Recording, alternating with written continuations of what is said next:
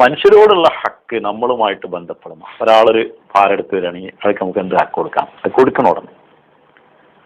അതിൽ പിന്നെ പിസ്ക് കാണിച്ചിട്ടോ അല്ലെങ്കിൽ കള്ളത്തരം കാണിച്ചിട്ടോ മടി കാണിച്ചിട്ടോ തളർച്ച കാണിച്ചിട്ടോ കാര്യമല്ല. നമ്മളെ മുമ്പിൽ കാണപ്പെടുന്ന മനുഷ്യന്റെ മുമ്പിൽ നമ്മളെ ചിന്തയിൽ വരുന്ന ആർക്കൊക്കെ എന്തൊക്കെ ഹക്കുണ്ടോ നമ്മളെ കൊണ്ട് ചെയ്യാൻ പറ്റിയ കാര്യങ്ങൾ ചെയ്യാം. ഇതാണ് സൃഷ്ടികളോടുള്ള ഹക്ക്. വേറൊന്ന് മനുഷ്യരല്ലാത്ത സൃഷ്ടികളോടുള്ള ഹക്കുണ്ട്. ഒരു പാവപ്പെട്ട ഒരു പക്ഷി കടന്ന് കറങ്ങാണ്ട് കയ്യിലുള്ള ഭക്ഷണം അതിന് കൊടുക്കാലോ, ഒന്നുമില്ല. വെറുതെ ഒരു ഭക്ഷണം ഇട്ടുകൊണ്ട് നമ്മളെ സന്തോഷത്തിന് വേണ്ടിയിട്ട് കൂട്ടിലിട്ട് വെക്കേണ്ട ആവശ്യമില്ല. അല്ലൊരുത്തിന് ഉന്നം പഠിക്കാൻ വേണ്ടി ഒരു ഭക്ഷണം കുറിച്ചിട്ട് അമ്പ ചെയ്ത് വെക്കേണ്ട ആവശ്യമില്ല. അന്നിപ്പോൾ ഇവിടെ ചെയ്യാൻ പറ്റില്ല, നാട്ടിൽ ചെയ്യാവുന്ന വൃത്തികളാണ് അതൊക്കെ. അപ്പൊ അതേപോലെയുള്ള നായിനെ വെറുതെ വളർത്തുക. നായിനെ വെറുതെ വളർത്തൽ പാവാണെന്ന് പറഞ്ഞു. അതായത് വേട്ടക്കോ കാവൽക്കാരനോ ആയിട്ടല്ലാത്ത നായിനെ വളർത്തുന്നുണ്ടെങ്കിൽ പാപിയാണെന്ന് പറഞ്ഞു. പിന്നെ എമ്മ പറയുന്ന രസമുണ്ട്, നായിനെ വളർത്തണോ പൊട്ടനാണെന്നാണ്. എന്താന്ന് വെച്ച് നായിന് തിന്നാൻ കൊടുക്കണം രണ്ടാളെ തീറ്റ കൊടുക്കണം. ഒരു നായിനൊരാഴ്ച തിന്നാൻ കൊടുക്കണ കള്ളം കൊണ്ടുപോകാൻ നല്ലതന്നെ. അത്രയൊന്നും എന്നിട്ട് കൊണ്ടുപോയിട്ടില്ലേ നിന്നാണ്. പിന്നെ ഉള്ള എന്താ യൂണിയൻ കൂടൂല എന്നുള്ളൊരു സമാധാനം ഉണ്ടെന്നുണ്ട്. സമരം ചെയ്യാനും യൂണിയനെ കൂടിയിട്ട് നമ്മൾ ഇറങ്ങാറാക്കൂല, അതുകൊണ്ട് പ്രശ്നമല്ല. അങ്ങനെ ഒരു സമാനത്തിൽ വളർത്താന്നാണ് എമ്മ ചില കാര്യങ്ങൾ അത് സരസമായിട്ട് അടിക്കണം. അതൊരു നായ വളർത്തുന്ന ആളെ കുറിച്ചിട്ട് പറഞ്ഞാണ്, അയാളെ മുമ്പിൽ നിന്നാ പറയുന്നത്. പിന്നെ അതുകൊണ്ട് പ്രത്യേകിച്ച് കാര്യമൊന്നുമില്ല. എന്നാൽ അതുകൊണ്ട് ദോഷങ്ങൾ ഒരുപാട് ഉണ്ടേനും. അതാണ് മലക്ക് വരൂല പറഞ്ഞത്. മലക്ക് വരൂല പറഞ്ഞാൽ മലക്ക് വരുന്ന പണികൾക്കൊക്കെ അവിടെ തടയും. ഒരു അരനായ എങ്കിലും ഒരു മുഴുനായിനെ വളർത്താൻ പറ്റുള്ളൂ. അത് മുഴുവനായിട്ട് അതിനെ വളർത്തണമെങ്കിൽ നമ്മളൊരു അരനായി ആവണം. അത് അതിൻ്റെ ഒപ്പം നടന്നിട്ട് വരുന്ന അതിൻ്റെ മാതിരി തന്നെ നടത്തണം കുറെ, എങ്കിലുള്ള അതിനെ വളർത്താൻ കഴിയുള്ളൂ. അപ്പോൾ അതുകൊണ്ടൊക്കെയാണ് റസൂലുള്ളാഹി സ്വല്ലല്ലാഹു അലൈഹി വസല്ലം അത് പാവാണെന്ന് പറഞ്ഞത്. പല ആൾക്കാരും ഞാൻ കണ്ടിട്ടുണ്ട് നായിനായിട്ട് നടക്കുന്ന ആൾക്കാർ. വെറുതെ ഓനോചാൽ വലിയ കാര്യമാണെന്ന് നമ്മൾ കാണുമ്പോൾ തന്നെ ഇവന്റെ പോട്ടത്തറ. മനുഷ്യനെ അടക്കാൻ പറ്റാതോ നായിൻ്റെ മാതിരി അടക്കാൻ നേരം കയറി കൊടുക്കുമ്പോൾ ഒരു കാര്യമല്ല. അവനും അതൊട്ട് കാര്യമല്ല, നായിനും കാര്യമില്ല. നായിന് വല്ല കാര്യം ഉണ്ടെങ്കിൽ പിന്നെയും വേണ്ടില്ല.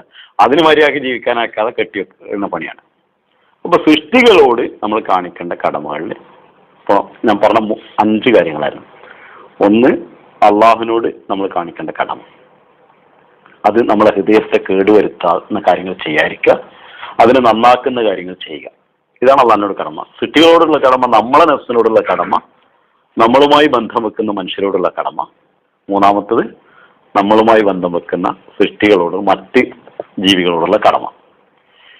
ഇതിനെ രണ്ടാക്കണം ഈ അവസാനം പറഞ്ഞ 3 അതായത് അതിനെ കേടുവരുത്തുന്നതെന്ന് ഒഴിവാകും വേണം, നന്നാക്കുന്നത് ചെയ്യും വേണം. അതുകൂടെ ഇടയിൽ വന്ന് വീതിക്കണോണ്ട് നിങ്ങൾ അടങ്ങാറ് കൺഫ്യൂഷൻ ആക്കാനല്ല, എളുപ്പമാക്കാനാണ്. കാരണം എന്താ പറയുക, എവിടെയാണ് നമുക്ക് പ്രശ്നം അവിടെ നോക്കിയാൽ മതിയല്ലോ. ഒക്കെപ്പാടത്ത് തലയിൽ കെട്ടി നിങ്ങൾ ഇപ്പോൾ ക്ലാസ് എടുക്കാനൊന്നും പോകണ്ട. വേണമെങ്കിൽ എടുക്കുമ്പോൾ അപ്പോൾ അത് റഫ് ചെയ്താൽ മതി. നമുക്ക് എവിടെയാണ് പ്രശ്നം അവിടെ പോയിന്റ് ചെയ്യുക. ഞാനിപ്പോൾ മൃഗത്തിനെ വളർത്തണമെന്ന് എനിക്ക് കുഴപ്പമെങ്കിൽ അതാണ് ഒഴിവാക്കുക, ആവശ്യമില്ലാത്ത പ്രശ്നം ഉണ്ടെങ്കിൽ. ഇനി ഉള്ള ഒരു സംഗതി, അഖ്ലാഖില്, അതായത് ആത്മസംസ്കരണം എന്ന് പറയുന്നത് അള്ളാന്റെ സിഫത്തുകൾ സ്വാംശീകരിക്കുക, നമ്മൾ ഉൾക്കൊള്ളുക എന്നുള്ളതാണല്ലോ പറഞ്ഞല്ലോ. ഇതിനെക്കുറിച്ച് ഒരുപാട് ആളുകൾ പല ഗവേഷണങ്ങളും നടത്തിയിരുന്നു. പക്ഷെ ഞാൻ അതിലേക്കൊന്നും പോകാതെ നേർക്ക് നേരെ നമുക്ക് ആവശ്യമുള്ളത് എന്താണെന്ന് വെച്ചാൽ അതിലേക്ക് മാത്രം തിരിയാനാണ് ഉദ്ദേശിക്കുന്നത്. ഈ അഖ്ലാഖ് ഒരാൾ പറഞ്ഞെന്താ വെച്ചാല്, പിന്നെ നമ്മളൊരു പ്രകൃതം ഉണ്ട്,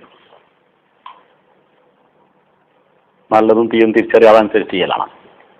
അപ്പൊ അത് മൃഗങ്ങളും ചെയ്യുന്നുണ്ട്. പിന്നെ ഒരാൾ പറഞ്ഞു ബുദ്ധിപരമായിട്ട് ആലോചിച്ച് ചെയ്യുന്ന അതാണ് ശരിയെന്ന്, നന്മയും തിന്മയും.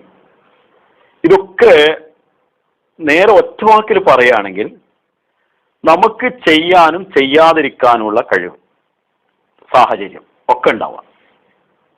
അതായത് ഒരാളെ മോന്തൊക്കെ അടിക്കും ചെയ്യാം, അടിക്കാതിരിക്കും ചെയ്യാം. അടിക്കേണ്ടത് അത്യാവശ്യമാണ്. കുത്തനെ പറയണത്, ഒരു യുദ്ധത്തിൽ നമ്മൾ അടുത്തൊരാള് അടിക്കേണ്ടത് അത്യാവശ്യമാണ്. അടിക്കാതിരിക്കാനും നമുക്ക് കഴിവുണ്ട്, വിട്ടുപോവാം.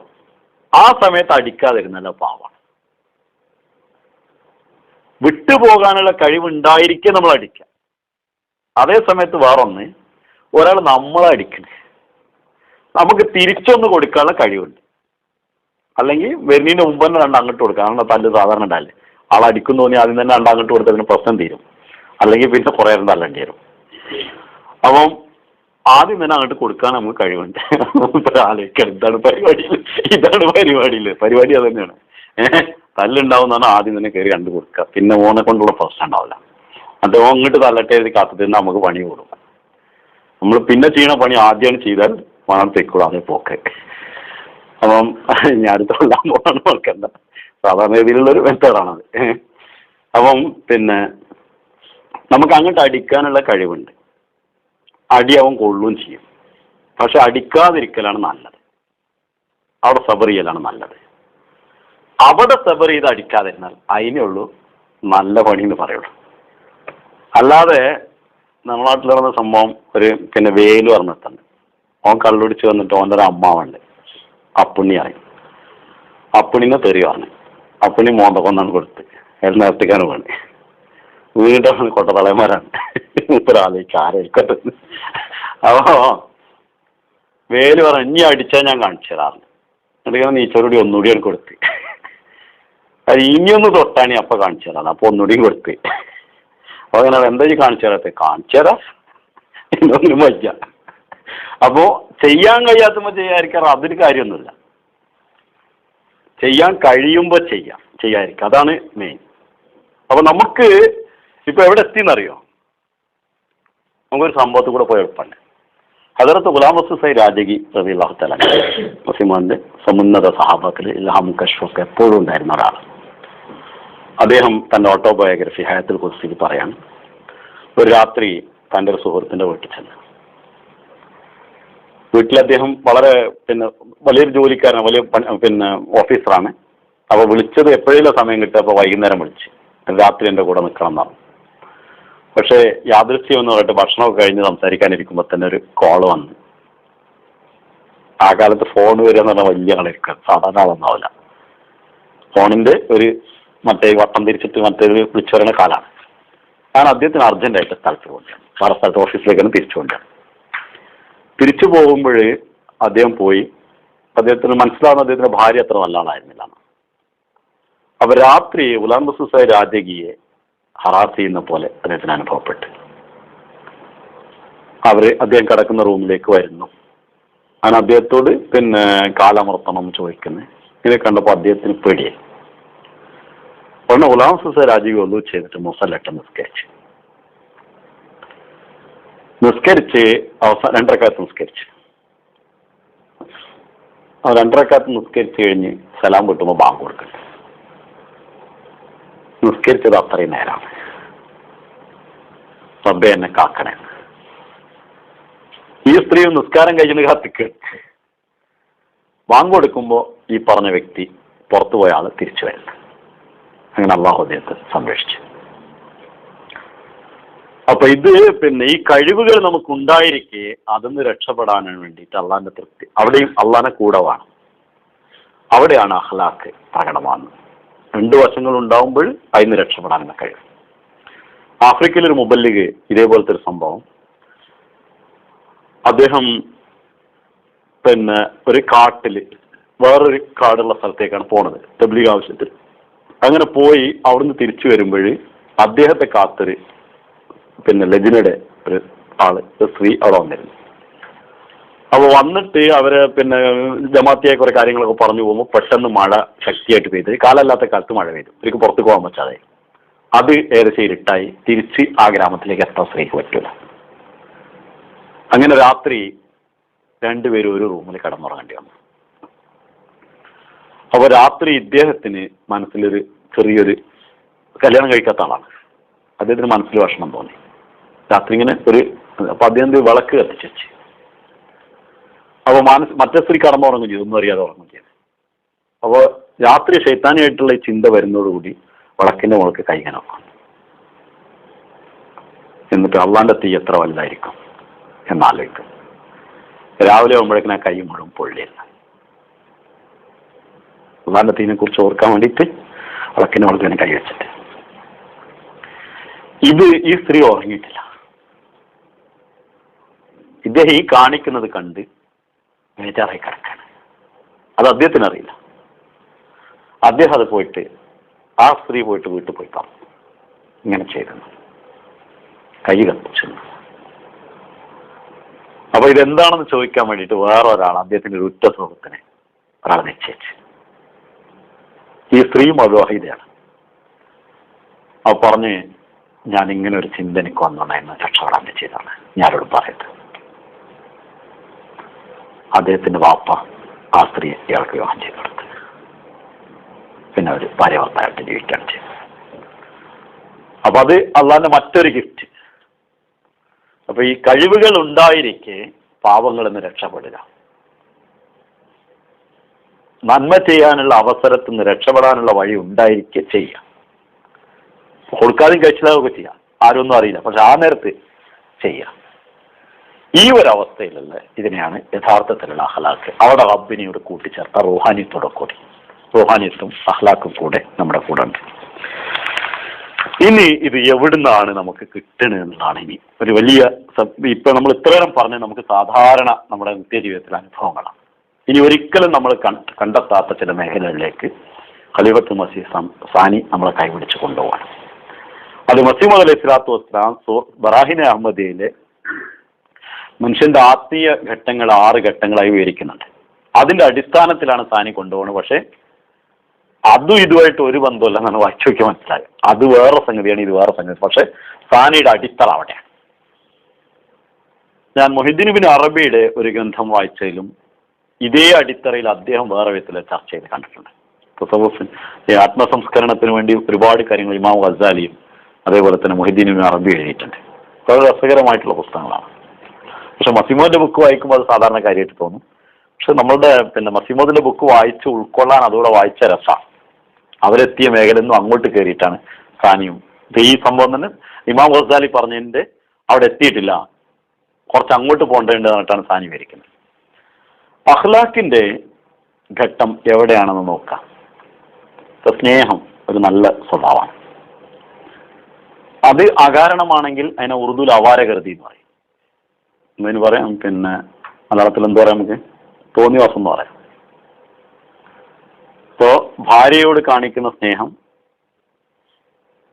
വളരെ അത്യാവശ്യമുള്ള കാര്യമാണ്, ജീവിതത്തിന് പ്രധാനപ്പെട്ട കാര്യമാണ്. അത് തന്നെ മറ്റൊരു വിധത്തിലാണെങ്കിലും അതിനെയാണ് തോന്നിവാസം എന്ന് പറയുന്നത്. സ്ഥാനം തന്നെയാണ്. ഇത് എവിടുന്നാണ് ഉണ്ടായത്? മൃഗങ്ങൾ സ്നേഹിക്കാറുണ്ട്. ചില മൃഗങ്ങൾ അടുത്ത് ചെന്നല്ല, ഞാൻ വളർത്തുന്ന ഒരു പശുണ്ട്, കണ്ടാല് നോക്കിത്തരാം, നമ്മൾ അടുത്ത് ചെന്നാൽ ഉടനെ നമ്മളെ നോക്കിത്തരാം. അതുപോലെ തന്നെ വെറുക്കുന്നവരുണ്ട്, ചിലരെ കണ്ട ആട്ടി കുത്തുന്നത്. അപ്പൊ മൃഗങ്ങൾക്കുണ്ട്. കുറച്ചുകൂടെ അങ്ങോട്ട് ചെന്നാൽ ചില വൃക്ഷങ്ങളിൽ തൊട്ടാവാടി, അതിന്റെ ഈ കായ് പഴുത്ത് നിൽക്കുന്ന സമയത്ത് കഴിയുമ്പോൾ തൊട്ടട്ടക്ക് എന്നാണ് പൊട്ടിയാൻ തെറിക്കാറ്. കായ് പൊട്ടി നിൽക്കുമ്പോൾ അത് പുറത്തേക്കാണ് തെറിച്ചു പോകും. അത് നമ്മളോടുള്ളൊരു വെറുപ്പ് കാട്ടുന്ന പോലെ. അതിനെ തൊട്ടാ അത് വാടും ചെയ്യും. കൊടുത്തുവാ, നമ്മളിപ്പോൾ ഒരാൾ ദേഷ്യം പിടിച്ച പോലെ തന്നെയാണ്. തൂവമ്മ പോയിട്ട് തൊട്ടിട്ടുണ്ടെങ്കിൽ നമ്മൾ അസംവയസ്സാണ് ഞാനോട് മഞ്ചേരി സ്ഥലം എടുക്കാൻ ചെല്ലുമ്പോഴേ കൊടുത്തു അത് കടിക്കുന്ന അറിയാം.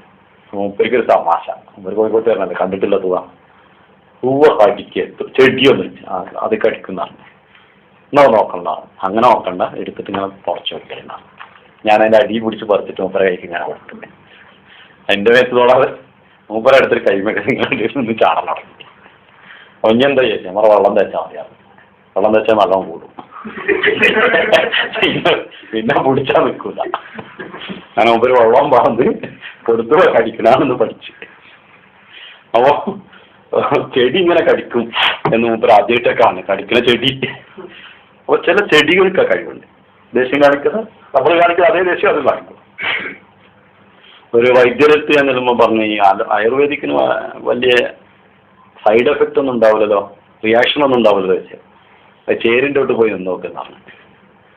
ചേരി പറഞ്ഞ മരത്തിന്റെ ചോട്ടിൽ നിന്നാൽ പണം പോകും. അതിന് മറുമരുന്ന് താണി എന്ന് പറഞ്ഞ മരത്തിന്റെ ചോട്ടിൽ പോയി നിൽക്കലാണ്. അപ്പൊ വണ്ണം കുറയും ചെയ്യും. അപ്പൊ ചെടിക്കുള്ള ഒരു മരത്തിനുള്ളത് വേണം. ഇനി കുറച്ചുകൂടെ താഴത്തേക്ക് പോയിട്ട് മാഗ്നറ്റ്, അത് ഇരുമ്പിന് ആകർഷിക്കുന്നു. ഇലക്ട്രിക് രണ്ട് ഒരേ തുല്യ ഇതെടുത്ത് വെച്ചൊക്കെയാണെങ്കിൽ രണ്ടുകൂടെ പൊട്ടിത്തെറിക്കാം, അങ്ങോട്ടോട്ടും ആകില്ല. അപ്പോൾ മെറ്റീരിയലിലും സാധാരണ കാണുന്ന പദാർത്ഥങ്ങളിലും നമ്മളത് കാണുന്നുണ്ട്. ഇതേ ഗുണങ്ങളൊക്കെ തന്നെയാണ് ഇപ്പൊ നമ്മളിലുള്ളത്. ഈ സ്നേഹം നമ്മൾ പറയുന്ന സാധനം തന്നെയാണ് അതിലൊക്കെ ഉള്ളത്. നമ്മൾ സൃഷ്ടിക്കപ്പെട്ടത് ഏകദേശം 260ഓളം ഘടകങ്ങളാണ്. അതിൽ ലോഹങ്ങളുണ്ട്, മൂലകങ്ങളുണ്ട്, പദാർത്ഥങ്ങളുണ്ട്, ദ്രാവകങ്ങളുണ്ട്, ഇരുമ്പുണ്ട്, ചെമ്പുണ്ട്, സൾഫർ ഉണ്ട്, എല്ലാ സാധനവും അതിൻ്റെയൊക്കെ കണക്കുണ്ട്. ഞാൻ വാർത്തത് എഴുതി വെച്ചിട്ടുണ്ട്, ആവശ്യം തരത്ത് പിന്നെ വീട്ടിലുള്ള പോലെയല്ല, പക്ഷെ വെച്ചിട്ട് കാര്യമില്ല. അപ്പൊ അതില് ഈ സാധനങ്ങളൊക്കെ കൂടിയിട്ടുണ്ടെങ്കിൽ ഈ സാധനങ്ങളിലൊക്കെ നമ്മളിലുള്ള ഈ സ്വഭാവങ്ങളൊക്കെ ഉണ്ട്. അപ്പൊ നമ്മുടെ സ്വഭാവം എന്ന് പറയുന്ന സാധനം ആ വസ്തുവിന്റെ യഥാർത്ഥത്തിലുള്ള ഗുണമാണ്. അത് പിന്നെ മാഗ്നറ്റ് പോലുള്ള പദാർത്ഥങ്ങളിൽ കാണുമ്പോൾ നമ്മൾ അതിനെ ശക്തി എന്ന് പറയും. അത് പിന്നെ സസ്യലതാദികളിൽ കാണുമ്പോൾ അതിന്റെ വികാരം എന്ന് പറയും. അത് മൃഗങ്ങളിൽ കാണുമ്പോൾ അതിന്റെ പ്രകൃതം എന്ന് പറയും. അതിനെ ബുദ്ധിയുടെ പ്രകാശത്തിൽ നമ്മൾ ചെയ്യുകയാണെങ്കിൽ അഖ്ലാഖ്, ഉത്കൃഷ്ട ഗുണം. ഇതേ വ്യത്യാസമുണ്ട്. അതിലും താഴേക്ക് പോയാലും ഉണ്ട് സാധനം, പക്ഷെ ഇപ്പോൾ നമ്മൾ വിവരിച്ചിട്ട് കാര്യമില്ല, തൽക്കാലം വിട്ടാണ്. അപ്പൊ അഖ്ലാഖ് എന്ന് പറയുന്നത് എവിടുന്നോ ഇറങ്ങുന്ന സാധനമല്ല, ഇതിൻ്റെ ഉള്ളിലുള്ള നമ്മളെ അസ്ഥിയിലും മജ്ജയിലും മാംസത്തിലും ഉള്ളതാണ്. ഇനി ഇതിനെങ്ങനെയാണ് ഒരു സാധനത്തിന് നമ്മൾ കൊണ്ടിടക്കല്?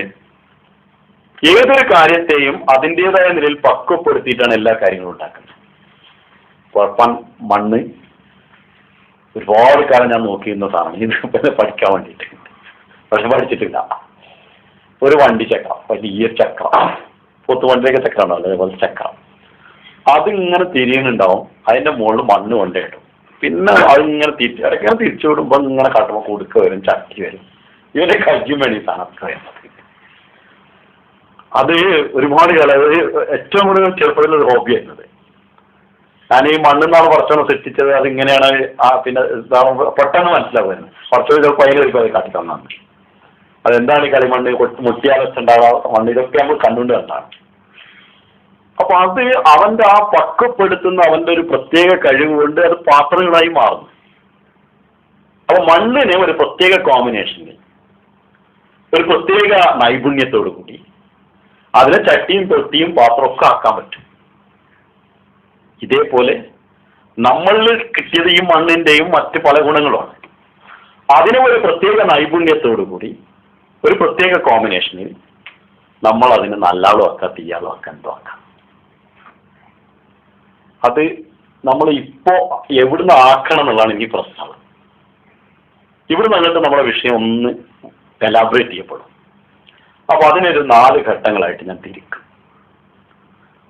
അതിലെ 10 ഘട്ടം നമ്മളെ കയ്യിലുള്ള കുട്ടികളാണ്. നമുക്ക് ഏറ്റവും പ്രധാനപ്പെട്ട സംഗതിയാണ്. നമ്മുടേത് ഇനി കുറച്ച് കഴിഞ്ഞിട്ട് ചെയ്താലും മതി. ഇപ്പൊ ആദ്യം ചെയ്യേണ്ട സാധനം ചെയ്താൽ ആദ്യം അതാണ് നോക്കണ്ടത്, പിന്നെയാണല്ലോ ബാക്കിയുള്ള കാര്യം നോക്കുക. നമ്മളെ കയ്യിലുള്ള കുട്ടികൾ 7 വയസ്സിൻ്റെ ഉള്ളിൽ എന്താണോ ആവേണ്ടതാവും. അതിന് ശേഷം പിന്നെ അതിനെ തന്നെ അങ്ങോട്ടും ഇങ്ങോട്ടും മാറ്റണതാണ്. അത് വെച്ചുള്ള കള്ളനാണ്, കള്ളൻ തന്നെ ആവുന്നല്ല ഞാൻ പറയുന്നത്. കള്ളനാകാനുള്ള എല്ലാ കരുക്കളും നമ്മൾ 7 വയസ്സിൻ്റെ ഉള്ളിൽ ഒരുക്കി കൊടുക്കും. കള്ളനാകാനുള്ള സാഹചര്യം കിട്ടുമ്പോൾ കള്ളനാവും. ഒന്നുകൂടെ പറയാം. ഒരു വെണ്ണീറിനകത്ത് തീയുണ്ട്, തീ അതിൻ്റെ ഉള്ളിലുണ്ട്. ഊതിയത് കാണും, ഊതിയിട്ടില്ല അങ്ങനെ തന്നെ ഉണ്ടാവും. ഇതേപോലെ കുട്ടികളുടെ ജീവിതത്തിൽ നമ്മൾ ഒരുക്കി വെച്ച ചില സാധനങ്ങളുണ്ട്. അത് ഊതി അതിനുള്ള സാഹചര്യം വന്ന് ഊതുമ്പോൾ തീയാവും, അല്ലെങ്കിൽ അങ്ങനത്തെ ഉള്ളിലുണ്ടാവും. അത് 7 വയസ്സിൻ്റെ ഉണ്ടാവും. 7 വയസ്സിന്റെ ഉള്ളിലൊരു കുട്ടി ഏതെങ്കിലും ഒരു ഭാഷ നല്ലപോലെ പഠിച്ചിട്ടില്ലെങ്കിൽ അവനൊരു ഭാഷ പഠിക്കാൻ കഴിയില്ല എന്നാണ് മനഃശാസ്ത്ര വിദഗ്ധർ കണ്ടെത്തിയിട്ടുള്ളത്. അത് 12 ആണെന്നും 10 ആണെന്നും 7 ആണെന്നും 3 ആണെന്നൊക്കെ പറയുന്നത് 7ലാണ് കൂടുതൽ ആളുകളെ അഭിപ്രായം യോജിച്ചിട്ടുള്ളത്. 7 വയസ്സിൻ്റെ ഉള്ളൊരു ഭാഷ പഠിച്ചോണം, ഏതെങ്കിലും ഒരു ഭാഷ അതിൻ്റെ ഉമ്മാൻ്റെ പണ്ട് പഠിച്ചോണം, എങ്കിലും അവൻ അതിനെ വെച്ച് ട്രാൻസ്ലേറ്റ് ചെയ്തിട്ട് ബാക്കി ഭാഷകൾ പഠിക്കാൻ കഴിയുള്ളൂ. അപ്പൊ അത് ഞാൻ ഇനി പറയാൻ പോകുന്നത് എന്തൊക്കെയാണ് സാധനം എന്നുള്ളതാണ്. ഇപ്പൊ ഈ ലോഹം, ചെമ്പ്, മറ്റും നമുക്ക് കാര്യമില്ല. ഇതിലൊക്കെയുള്ള 6 ഘടകങ്ങൾ, 6 ഘടകങ്ങളാണ് ഇതിനുള്ളത്. 6 ഘടകങ്ങളെയും കൂടി കൂടിയിട്ട് നമുക്ക് ഇതൊരു കട്ടയാണെന്ന് വിചാരിച്ചു. ഇതേപോലുള്ള ഒരു കട്ടയാണ് നമ്മുടെ ശരീരത്തിലുള്ള ഓരോ തന്മാത്രയും. തൽക്കാലം കട്ടയാണെന്നല്ല ഞാൻ പറഞ്ഞത്, അങ്ങനെ സപ്പോസ് ദാറ്റ്. ഇതിന് ഇവിടെ ഒരു വശമുണ്ട്, ഇടത് വലതെന്ന് ഞാൻ പറയും. ഇടതുണ്ട്, വലതുണ്ട്, മുമ്പുണ്ട്, പിമ്പുണ്ട്, ബോട്ടം, പിന്നെ അടിയും പുറവും. അങ്ങനെ ഇങ്ങനെ കട്ടയാണെന്ന് വിചാരിച്ചു നമ്മളെ കയ്യിലുള്ള ഓരോ തന്മാത്രയും. അതിന് 6 ശക്തികളാണുള്ളത് ഓരോന്നിനും. ഈ 6 ശക്തികൾക്ക് ഇതിപ്പോ ഒരു ബോക്സ് മാതിരിയാണ്, ഇതിന്റെ ഉള്ളിലൊന്നുണ്ടാവും. ഞാൻ എങ്ങനെ മുകളിൽ മുമ്പും പിമ്പും ഇടവും വലവും അടിയും താഴെ എന്ന് പറഞ്ഞു, അതേപോലെ തന്നെ ഉള്ളിലുണ്ട് അതേപോലെ അടിയും താഴെ. അതിനൊന്നുകൂടെ പറഞ്ഞ മേലുള്ളത് ആണാണ്, താഴെയുള്ളത് പെണ്ണാണെന്ന് പറഞ്ഞു. ഇത് രണ്ടും കൂടിയാൽ ഒന്നുണ്ടാവും. ഇവിടുന്ന് ഇവിടെ ഒന്നുണ്ട്, അതിങ്ങോട്ട് കൂടിയാൽ ഉള്ളത്തോട് കൂടുമ്പോൾ ഒന്നുണ്ടാവും. രണ്ടും കൂടി കൂടാതെ ഉണ്ടാവില്ല. അപ്പോൾ മൊത്തത്തിൽ 6 സ്വഭാവമാണ് നമ്മുടെ ശരീരത്തിലുള്ള ഓരോ കണത്തിനും ഉള്ളത്. ഈ 6 ഇതൊക്കെ ഹിൽസാനി പറയുന്ന കാര്യമാണ്, ഇന്നവരെ ആരും പറയാത്ത കാര്യമാണ്. ഹുസൂർ പറയുന്നത് എന്നെ അള്ളാഹ് അറിയിച്ചാണ്, എനിക്ക് അള്ളാഹ് പഠിപ്പിച്ചതെന്നാണ്. ഈ 6 ഘടകങ്ങൾ ഏതൊക്കെയാണെന്നുള്ളതാണ് ഇനി പ്രശ്നം. അതിലൊന്ന്, എല്ലാ ശരീരത്തിലെ ഓരോ അണുക്കൾക്കും ഉള്ള ഒരു കഴിവാണ് ജസ്ബ് മേൽ.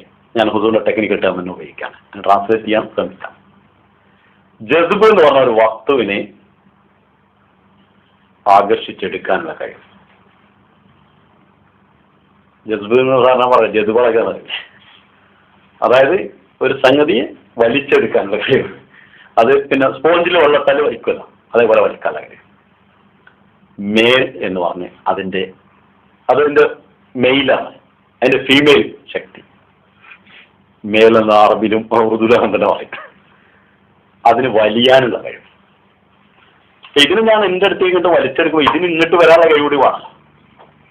ഈ രണ്ടും കൂടിയ ഒരു ശക്തി ജസ് മേൽ. വാസ്തവത്തിൽ സ്നേഹത്തിലായിരുന്നല്ലേ കാണുന്നത്. പണ്ടേ സ്നേഹം ഉണ്ടാവില്ലല്ലോ. നമ്മളൊരാളെ സ്നേഹിച്ചാൽ അയാൾക്ക് നമ്മളിലേക്ക് ആകർഷിക്കാനുള്ള കഴിവുകൂടി സ്നേഹം നടക്കില്ല. അപ്പോൾ സ്നേഹത്തിൽ നമ്മൾ കാണിക്കുന്ന നമ്മുടെ മുഴുവൻ ശരീരത്തിലുള്ള സ്നേഹം ചെവി കൊണ്ട് മാത്രം സ്നേഹിക്കാനൊന്നും പറ്റില്ല. നമ്മൾ മുഴുവനുണ്ട്, ശരീരം മുഴുവൻ ഉണ്ടായില്ലേ. സ്നേഹത്തിൽ അപകടം പറ്റിയ വിയർക്കും. വിയർത്താൻ നേരത്തൊന്നും പറ്റിയിട്ടൊന്നുമില്ല. ചിന്തിച്ചാൽ വിയർക്കും. പനി പിടിക്കും ചില സമയത്ത്. സന്തോഷം കൊണ്ട് തുള്ളിച്ചാടും. അപ്പൊ ശരീരം മൊത്തം അനുഭവിക്കുന്ന ഒരു പ്രക്രിയയാണ് സ്നേഹത്തിന്റെ അതിന്റെ ഫീലിങ്സ്.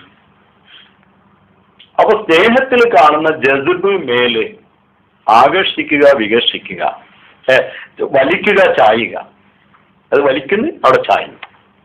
ഇതാണ് മൃഗങ്ങളിൽ കാണുന്നത്, ഇതാണ് മാഗ്നറ്റിൽ കാണുന്നത്, ഇതാണ് തൊട്ടാവാടി കാണുന്നത്.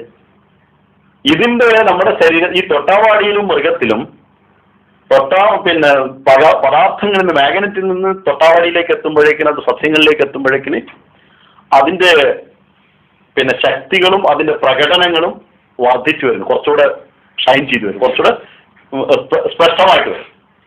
അതിന്റെ മൃഗങ്ങളിൽ എത്തിക്കുമ്പോൾ അതിനേക്കാൾ കൂടുതൽ സ്പഷ്ടമാണ്. അത് മനുഷ്യരിലെത്തുമ്പോൾ അതിന്റെ എല്ലാ ഇതിലും ഉണ്ടായിരുന്നത് മുഴുവൻ പ്രകടമാകുന്ന ഏറ്റവും വലിയൊരു ശക്തിയാണ്. അതാണ് അഷ്റഫുൽ മഖ്ലൂഖാത്ത്, എല്ലാ സൃഷ്ടികളിലും ഉത്തമനായിട്ട സൃഷ്ടി. അപ്പൊ അവരിലുള്ളതൊക്കെ മാതിരിയുള്ള സ്നേഹമല്ല, ഇത് പക്ഷിയിൽ അടിച്ചു കയറി അതിന്റെ എല്ലാ വശത്തും കാണുന്നതാണ്. ഇനി അടുത്തത് ദഫ്ഉൻ ഇറാസ് എന്ന സ്ഥാനത്തെ തട്ടി മാറ്റാനുള്ള കഴിവ്. അപ്പൊ ഇങ്ങനെ അങ്ങോട്ട് തട്ടണി പോവാം. പക്ഷെ ഏറാസാന് പോകാനുള്ള കഴിവ് കൂടി വേണം, വിമുഖത കാണിക്കാനുള്ള കഴിവ്. നമ്മൾ വെറുപ്പ് കെട്ടുമ്പോൾ തന്നെ ഉണ്ടാകും.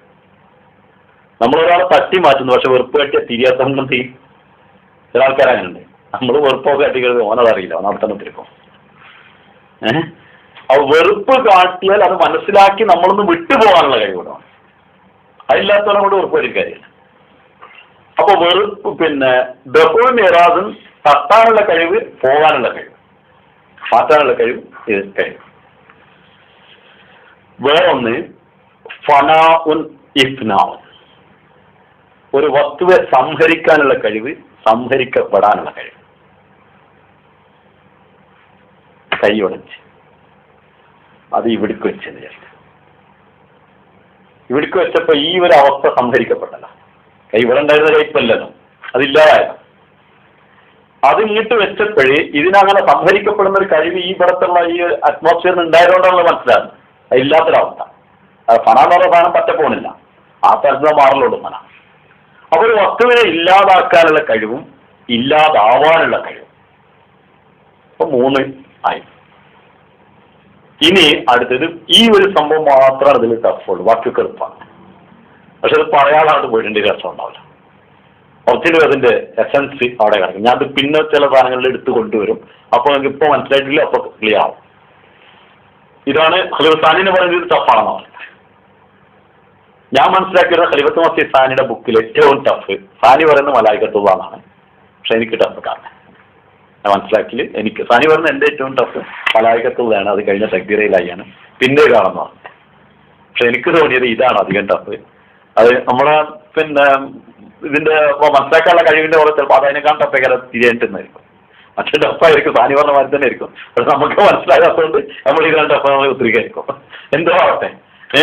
ഏതായാലും മലായികത്തുള്ള അത്ര എളുപ്പം ഇതായിട്ട് തോന്നിയിട്ടില്ല എനിക്ക്. ഇത് ഭയങ്കര പ്രശ്നമായിട്ട് തോന്നി. കാരണം ഇത് നമ്മളെ കുറിച്ചിട്ടുള്ള പഠനം.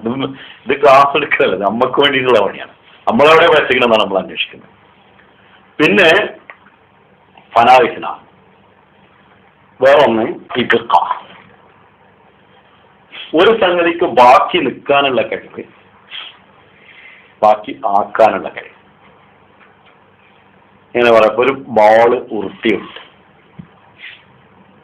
അതൊരു ചുമരിന്റെ അടുത്ത് പോയി നിന്നു. അതിനെ നിർത്താനുള്ള കഴിവ് ചുമരിനുണ്ട്, നിൽക്കാനുള്ള കഴിവ് ബാളിനുണ്ട്. അല്ലെ നടക്കില്ലല്ലോ. ഇതേപോലെ നമ്മുടെ ശരീരത്തിലുള്ള ഓരോ കണത്തിനും ഈ കഴിവുണ്ട്. ഇപ്പോ ഒരു നല്ല ഒരു കാര്യം കേട്ടാൽ അതിനോട് നിർത്താനുള്ള കഴിവ്, ആ കാര്യത്തിന് നിൽക്കാനുള്ള കഴിവുകൂടിയും വേണ്ട, അല്ലെങ്കിൽ നടക്കില്ല. വീണ്ടും ഡീപ്പിലേക്ക് ഇപ്പൊ പോണില്ല, അത് ഇത് പറഞ്ഞ് തീർത്തിട്ടില്ല. ഓരോ ഉദാഹരണങ്ങൾ വരുമ്പോൾ അങ്ങനെ മനസ്സിലാവും. പിന്നെ ഒരു കഴിവ് ഇസ്ഹാർ സുഹൂർ, ഒരു സംഗതിയെ പ്രകടമാക്കാനുള്ള കഴിവ്, പ്രകടമാകാനുള്ള കഴിവ്. അതിന് ഉദാഹരണം പറയുന്നത് മനസ്സിലാവും. ഒരു അഹംഭാവം കാട്ടുന്നത് ഇങ്ങനെയാണ്, പ്രകടമാക്കാനുള്ള അവന്റെ കഴിവാണ്. ആ അഹംഭാവം പ്രകടമാകുമ്പോഴേ നമുക്കത് കാണാനുള്ള കഴിവുണ്ടല്ലോ, അത് പ്രകടമാകാനുള്ള കഴിവാണ്. അഹംഭാവത്തിന്റെ വസ്തുതയാണ് തന്നെ ഒരു പിന്നെ എടുത്തു കാണിക്കുന്ന ഷോ എന്ന പരിപാടി, ഷൈൻ ചെയ്യുന്ന പരിപാടി, അതാണ് അഹംഭാവത്തിന്റെ. പക്ഷെ ഇതൊക്കെ നന്മയും തിന്മയെന്ന് പറയാൻ പാടില്ല. ഇതൊക്കെ ഉണ്ട്. ഇതന്നെയാണല്ലോ ഇപ്പോൾ ഒരാൾ പിന്നെ യുദ്ധത്തിൽ ചെയ്യുന്നത്. അള്ളാന്റെ മാർഗത്തിൽ ജിഹാദ് ചെയ്യുമ്പോൾ ഇപ്പോൾ റസൂൽ ഹത്തമക്കയിൽ പറഞ്ഞ് എല്ലാവരും പിന്നെ നെഞ്ചുവിരുത്തി അടക്കാൻ പറഞ്ഞു. അപ്പൊ അവിടെ നെഞ്ചുവിരുത്തി അടക്കല്, വെറുതെ നെഞ്ചുവിരുത്തി അടക്കൽ മോശമാണ്.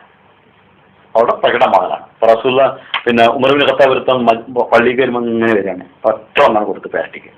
എന്താ എന്റെ ഇസ്ലാം ചർച്ചക്കെന്ന് വെച്ച് തല കൊണ്ട് ചേർക്കലാണ്. അപ്പോ നടക്കേണ്ടടുത്ത് നടക്കേണ്ട മാതിരിയാണ്. ചില ആൾക്കാരാണ് എപ്പോഴും ഭയങ്കര സൂഫിയുടെ ഇങ്ങനെ അട്ടി നടക്കും. ഉമർ ബിൻ ഖത്താബ് പറ്റിയില്ല. അത് ഇവനെന്താ ഇസ്ലാം ചർച്ച മാതിരി നേരെ നടക്കുകയാണ്. കൊടുത്ത ഒറ്റ ഓരോ കൈ കൊണ്ടാണ് കാര്യം കൈകാര്യം ചെയ്യാൻ. അപ്പൊ ഓരോർക്ക് വന്നിട്ട് രാവിലെ മനസാല ലായിലുള്ള ദഹലത്തില്ല പറയണ്ട അങ്ങനെയെന്ന് പറഞ്ഞു. ലായിലെല്ലാം പറഞ്ഞാൽ സ്വർഗത്ത് പോകുന്നതാണ്. അവിടെ അങ്ങനെ പറയണ്ടെന്ന് പറഞ്ഞു. അല്ല റസൂൽ പറഞ്ഞിരിക്കണ പറയണ്ടെന്ന് എന്നോട് ഞാൻ പറഞ്ഞു. പിന്നെ പിന്നെയും പറവ് കൊടുത്തൊന്നു അതിന് പോയി കംപ്ലൈന്റ് ചെയ്തു റസൂലിനോട്. അവിടെ നിന്ന ജിവാറുണ്ടാവും. അപ്പൊ എന്താ വെച്ചാൽ അത് പറഞ്ഞ ആൾക്കാർ വിനോദം പറഞ്ഞ നടക്ക് പണി കൊടുക്കൂല, സ്കെച്ചിന്റെ പണിയില്ലല്ലോ. അതിലെല്ലാം പറഞ്ഞാൽ മതി. അതാണ് അദ്ദേഹം പറയുന്ന ഉദ്ദേശം. അപ്പൊ ഉമർ ബിൻ ഖത്താബ് കാര്യം കൈകാര്യം ചെയ്ത് കഴിച്ചിട്ടാണ്. അത് ആ പ്രകൃതം ഞാൻ പറഞ്ഞു വന്നതൊന്നല്ല. ലുഹൂർ അത് ഉമർ ബിൻ ഖത്താബ് മനസ്സിലിരുന്നോട്ടെ വിചാരിച്ച് പറയാം. പ്രകടമാകാൻ അത് ആവശ്യം, പ്രകടമാകാനുള്ള കഴിവ്, പ്രകടമാക്കാനുള്ള കഴിവ്. ലുഹൂർ ഇൽഹാർ. ഒന്നുകൂടെ വാക്കുണ്ട്. ഒരു വസ്തുവിനെ മറക്കാനുള്ള കഴിവ്, അത് മൂടി വെക്കാനുള്ള കഴിവ്, അതിന് മറയാനുള്ള കഴിവ്.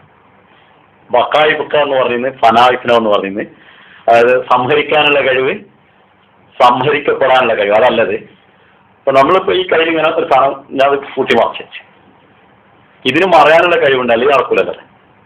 ഇത് ഞാൻ കൈ ഇങ്ങനെ വെച്ചാലും പുറത്തേക്ക് കാണുന്ന സാധനമാണെങ്കിൽ നമ്മൾ ചിലപ്പോൾ കണ്ടില്ലേ, വെളിച്ചൊക്കെ ഇങ്ങനെ പിടിച്ചാൽ പിന്നെയും പുറത്തേക്ക് കാണും.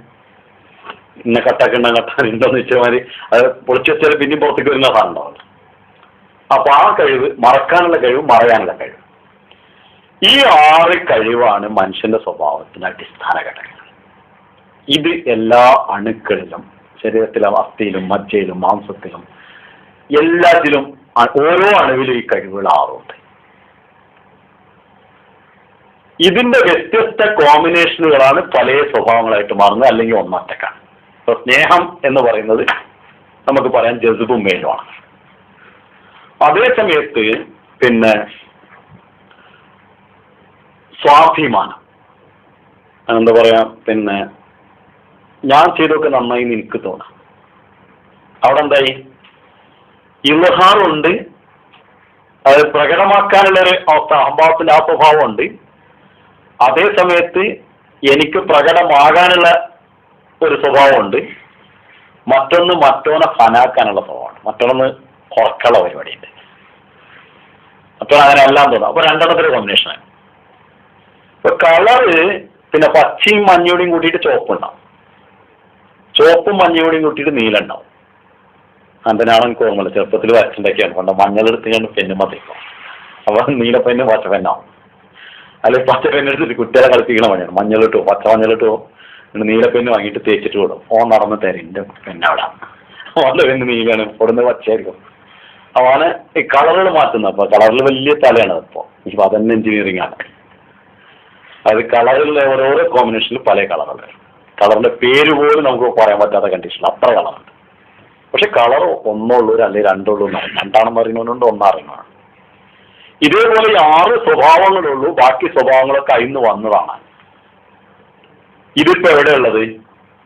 സ്വഭാവമായത് പിന്നെയാണ്. കളറ് മാറ്റണമെങ്കിൽ പല കളറുകൾ മാറ്റിയിട്ട് മാറ്റാനുള്ള സാഹചര്യം വേണം, അതിന് കുപ്പി വേണം, വെള്ളം വേണം, അതൊക്കെ കലക്കണം, എങ്കിലേ ആവുള്ളൂ. അല്ലാതെ സ്വഭാവം ഇതാക്കാൻ പറ്റില്ല. അതേപോലെ ഈ കഴിവ് മനുഷ്യനുണ്ട് എന്നുള്ളതുകൊണ്ട് സ്വഭാവമാവില്ല, അതിനെ മാറ്റാനുള്ള സാധനങ്ങൾ, കലക്കാനുള്ള സാധനങ്ങൾ വേണം. അതിന് ബക്കറ്റും വെള്ളമൊക്കെ വേണം കലക്കാനൊക്കെ. ചിലപ്പോൾ ടർപ്പൻ്റെയിൽ വേണ്ടത്, ചിലപ്പോൾ മണ്ണെണ്ണയായിരിക്കും വേണ്ടത്, ചിലപ്പോൾ സാധാ വെള്ളം മതിയാവും. ഇനി എങ്ങനെയാണ് ഇത് കലങ്ങിയതെന്ന് നോക്കാൻ പറ്റും, സ്വഭാവമായി മാറിയതാണ്. ഖലീഫുസ്ഥാനി ഉദാഹരണ സൈഡും വിളിക്കുന്നത് ചെറിയ കുട്ടികൾ ആദ്യമായിട്ട് ഒരാളിലേക്ക് ദുസ്വഭാവങ്ങൾ കയറുന്നത്, ദുശ്ശീലങ്ങൾ കയറുന്നത് അഴുക്കിൽ നിന്നാണ് എന്ന് അടിവരട്ട് പറയും. സ്വഭാവങ്ങൾ ആദ്യമായിട്ട് ഒരാളിലേക്ക് കയറുന്നത്, പിന്നെ പലർക്കും കയറും. ആദ്യമായിട്ടൊരു കുട്ടിയുടെ മേൽ കയറിയത്, ദുസ്വഭാവം കയറിയത് അഴുക്കുന്നാണ്. ശുദ്ധമായിട്ട് ഒരിക്കലും അഴുക്കാകാതെ ഒരു കുട്ടിനെ കൊണ്ടുനടക്കാൻ കഴിഞ്ഞാൽ അതിനൊരു സ്വഭാവ ദോഷം ഉണ്ടാവില്ല. അതെങ്ങനെയൊന്ന് പറയാം, ചെറിയ ചെറിയ കാര്യങ്ങളിലേക്ക് നീങ്ങാം. ഒരു കുട്ടി മൂത്രം ഒഴിക്കുന്നു. ഇപ്പൊ നമുക്ക് പാഡും പിരാന്തൊക്കെ ഉണ്ട്, വലിയ പാടം പിടിച്ച സാധനമാണത്. പള്ളിക്ക് വരുമ്പോൾ ആവശ്യമാണ്, പക്ഷെ അത് എത്ര പ്രാവശ്യം മാറ്റാൻ കഴിയും അത്ര പ്രാവശ്യം മാറ്റണം. രാവിലെ കെട്ടിക്കൊടുത്ത് വൈകുന്നേരം നമുക്ക് ഉമ്മാക്ക് പണി പറഞ്ഞു, പക്ഷെ കുട്ടി നമ്മളെ കയ്യിൽ നിന്ന് പോവുകയും ചെയ്യും. മൂത്രം ഒഴിച്ചാലോ അല്ലെങ്കിൽ മലമൂത്ര വിസർജനം ചെയ്യുമ്പോഴും മൂത്രം ഒഴിച്ചുള്ള കാര്യമാണ് ഞാൻ ഇപ്പോൾ പറയുന്നത്. സാനി പറഞ്ഞ അതേ വാക്കിനെടുത്ത് പറയാൻ എൻ്റെ ഭാഷയിലാണ് മാത്രമേ. അവിടെ യൂറിൻ തങ്ങി നിൽക്കും,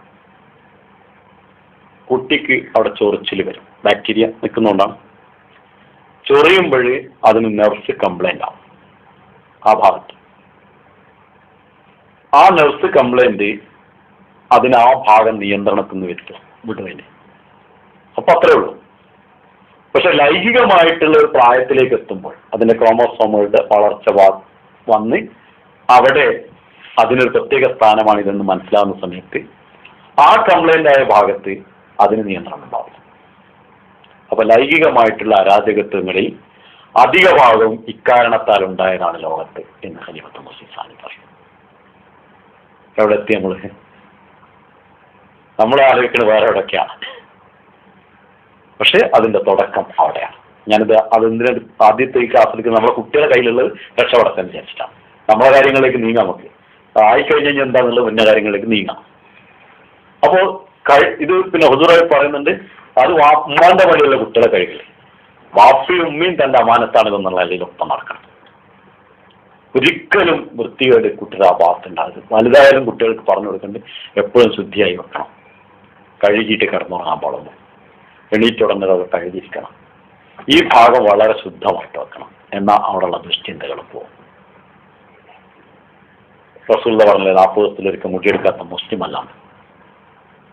അപ്പൊ ഇത്തരം കാര്യങ്ങളൊക്കെ അത് ആഴ്ചയിലൊരിക്കൽ 2 ആഴ്ചയിലൊരിക്കൽ ഇങ്ങനെയൊക്കെയുള്ള നിലയിൽ വൃത്തിയാക്കുന്ന ഒരു സ്വഭാവം ഉണ്ടായിരിക്കണം. നമുക്കൊക്കെ ബാധകമാണിത്. ഒരിക്കൽ ഞങ്ങള് ഖാദിയാനില് നെഹറില് പിക്നിക്കിന് പോയി. സമയം പറയാലല്ലേ, എപ്പോൾ നിർത്താം. എത്ര വരെ പോവാം? 8 വരെ പോവാം. 8ന്റെ ഉള്ളിൽ നിർത്താൻ സാറേ. ഞാനത് അറിയാതെ ഞാൻ 7:30 നിർത്താൻ വേണ്ടി തുടങ്ങിയാണ്. അപ്പം ഖാദിയാനിൽ ഞങ്ങൾ നെഹറില് പോയപ്പോഴ് ന്യാസായി പിറ്റേന്ന് ബോഡിയിലാണ്. എന്നിട്ട് പറഞ്ഞു എല്ലാവരും കക്ഷം പഠിക്കാത്തവനോടൊക്കെ കക്ഷം പഠിക്കാൻ പറഞ്ഞു. ബാക്കിയുള്ളത് ഞാൻ പറയുന്നില്ല എന്ന് പറഞ്ഞു. പറഞ്ഞത് അപ്പൊ എന്താ വെച്ചാല് 40 ദിവസത്തിൽ ഇവിടെ മുസ്ലിം അല്ലാത്ത കുറെ കുട്ടികളെന്നാ ഞാൻ കാണിക്കുക. അത് വളരെ നിങ്ങളുടെ സ്വഭാവത്തിനെ ബാധിക്കുന്നു പറഞ്ഞു. അന്ന് ഈ ബുക്കൊന്നും നമ്മൾ വായിച്ചില്ല. ഈ ബുക്ക് എനിക്ക് കിട്ടുന്നൊരു വലിയ അത്ഭുതമാണ്. ഇതിന് മുമ്പ് ഒരു ബുക്ക് ഖലീഫത്തുൽ സാനിയുടെ ഇർഫാനിലായി. അതിൽ ഈ ബുക്കിനെ കുറിച്ച് പരാമർശിക്കുന്നത്. ഞാൻ അങ്ങനെ ഒരു പ്രസംഗം ചെയ്യാൻ പോകുന്നു. അത് തപ്പി നടന്ന് എവിടെയും കിട്ടില്ല. അന്നൊന്നും ബുക്കില്ല. ഇപ്പൊ നമുക്ക് നെറ്റിലും പട്ടൊക്കെ ഇതൊക്കെ എവിടെയല്ലോ എന്ന് ആലോചിച്ചിട്ട് കണ്ണ് അറിയാതെ ഒരു ബുക്ക് തരാൻ ലൈബ്രറി ചെന്ന് തരുന്ന ലൈബ്രറിയിലില്ല. പിന്നെ ആരോടെ തരാൻ? പഴയ ദർവേശിങ്ങളെ വീട്ടിലുണ്ട് നോക്കും. അങ്ങനെ നടന്നിങ്ങനെ പ്രസംഗങ്ങൾ കേട്ടിക്കണമെന്ന് ചോദിക്കും. കേട്ട് കഴിഞ്ഞാൽ അവർക്ക് അത് ഓർമ്മ തോന്നുന്നത്. അതുപോലെ ആ ബുക്കിന്റെ പേരെ അവർക്കറിയാം പ്രസംഗം കേട്ടിക്കണ്. അങ്ങനെ തപ്പി നടക്കുന്ന കാലത്ത് ഒരു ബുക്ക് വരുത്താൻ വെറുതെ ഇത് എനിക്ക് വായിച്ചിട്ട് മനസ്സിലാവില്ല, നിങ്ങൾ വായിച്ചോളൂ, നമ്മൾ കൊണ്ടുവന്നാണ് പഠിക്കുന്ന കാലത്ത്. അയാൾക്ക് വായിച്ചിട്ട് മനസ്സിലാകായിട്ട് നിങ്ങൾക്ക് മനസ്സിലാവുന്ന മുപ്പേക്ക് മനസ്സിലാവുന്ന വിചാരിച്ചിട്ട് നിങ്ങൾക്ക് വായിച്ചോളൂ, എനിക്കിത് വേണ്ടാന്ന് തന്നാണ്. അപ്പൊ ഞാൻ പറഞ്ഞു വരുന്നത് സാനി റളിയല്ലാഹു തആല അൻഹു ഇത് പറയുന്ന കാലം എവിടെയാണ് കിടക്കുന്നത്. അത് ഓരോ അഹമ്മദിയും അന്ന് മുതലേ കുടുംബത്തിൽ ഈ ഒരു കാര്യം വെച്ചില്ലെങ്കിൽ ലൈംഗികമായ ജീവിതത്തിൽ മുഴുവൻ അഹമ്മദിയ സമൂഹത്തെ നമുക്ക് രക്ഷപ്പെടുത്താൻ സാധിക്കുകയാണ്. ചുരുങ്ങിയ പക്ഷം നമുക്ക് നമ്മുടെ ചുറ്റുപാടിലുള്ള ആളുകളെ കാക്കാം. അപ്പൊ ഈ ഒരു സംഗതി ഇനി ഒരു ചെറുതുകൂടെ പറയാം. ഇത് മാത്രമല്ല,